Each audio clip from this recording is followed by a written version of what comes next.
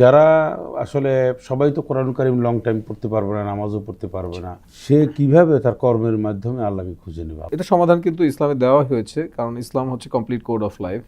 তো তার মনের মধ্যে যে আক্ষেপের জায়গা থাকে, সেই জায়গাগুলোতে আমরা এভাবে বলতে পারি যে সে যদি মানে সহি নিয়তে হালাল কাজের মধ্যে থাকে এবং তার মনটা পড়ে থাকে, মানে সে কিছু করতে পারছেন, তার একটা আক্ষেপের জায়গা থাকে এবং সে যে কাজ করছে সেই কাজটাই করছে, সেটাও কিন্তু একটা ইবাদত। ইবাদত। এবং ইসলামে এটাও বলা হয়েছে, মোহতারাম যারা বলছিলেন যে পরোক্ষ ইবাদত, যেমন আমরা রাস্তা থেকে ইমাতাতুল আজা আনিত তরিক, মানে রাস্তা থেকে একটা ছোট্ট জিনিস, মানে কষ্টদায়ক জিনিস সরিয়ে দেওয়া, সেটা একটা ইবাদত। সে ওই সেন্সটা যদি থাকে এবং পরবর্তীতে সে যে কোনো একটা সময় যদি সে অবসর সময় পায়, তাহলে সে তার মতো করে কাজ করার চেষ্টা করবে।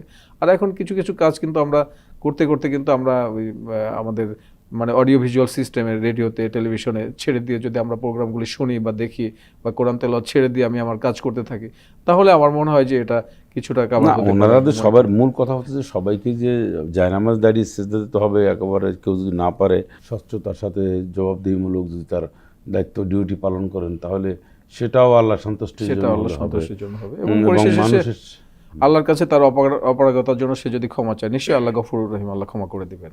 না, আমরা তো সেটাই প্রত্যাশা করি, কারণ যে আমরা দেখছি এক শ্রেণীর মানুষ, তারা যে সঠিকভাবে বন্দি করবে, দিনের বেলা যারা প্রচণ্ড কাজ করেন, তারা আসলে খুবই কষ্ট করেন, শ্রমিক লেবার যারা রয়েছেন, ওনারা রাতেও আবার কিছু ইবাদত করতে দাঁড়াতে পারেন না।